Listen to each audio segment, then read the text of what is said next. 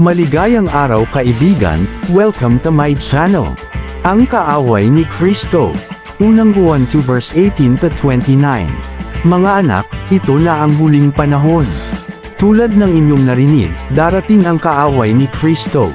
Ngayon ay marami nang lumilitaw na mga kaaway ni Kristo, kaya't alam nating malapit na ang wakas.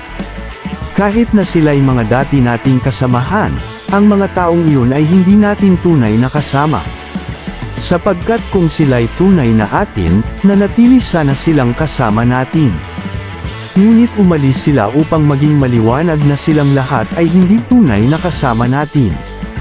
Ngunit ipinagkaloob na sa inyo ang Espiritu Santo, at dahil dito, alam na ninyo ang buong katotohanan.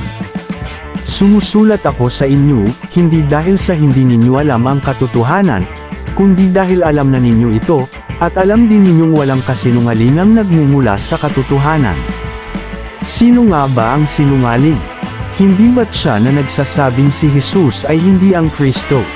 Ang mga nagsasabi nito ay kaaway ni Kristo, hindi nila pinaniniwalaan ang Ama at ang Anak. Ang hindi kumikilala sa Anak ay hindi rin kumikilala sa Ama. Ang kumikilala sa Anak ay kumikilala rin sa Ama. Pakaingatan ninyo sa inyong puso ang narinig ninyo sa simula pa. Kung gagawin ninyo ito, mananatili kayo sa Anak at sa Ama. At ito naman ang ipinangako sa atin ni Kristo, ang buhay na walang hanggan. Isinusulat ko sa inyo ito upang bigyan kayo ng babala laban sa mga taong nagnanais na iligaw kayo. Gayunpaman, ang Espiritu'y ipinagkaloob na ni Kristo sa inyo. At habang ang Espiritu'y nananatili sa inyo, hindi ninyo kakailanganing turuan pa kayo ng iba. Ang Espiritu ang nagtuturo sa inyo tungkol sa lahat ng bagay. Lahat ng itinuturo niya ay totoo, at walang bahid ng kasinungalingan.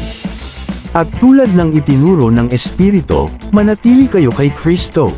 Kaya nga, mga anak, manatili kayo sa Kanya upang maging panatag ang ating loob sa muling pagparito niya, at nang hindi tayo mahiya sa Kanya sa araw na iyon. Kung alam ninyong si Kristo'y masunurin sa kalooban ng Diyos, dapat din ninyong malaman na ang bawat sumusunod sa kalooban ng Diyos ay anak ng Diyos.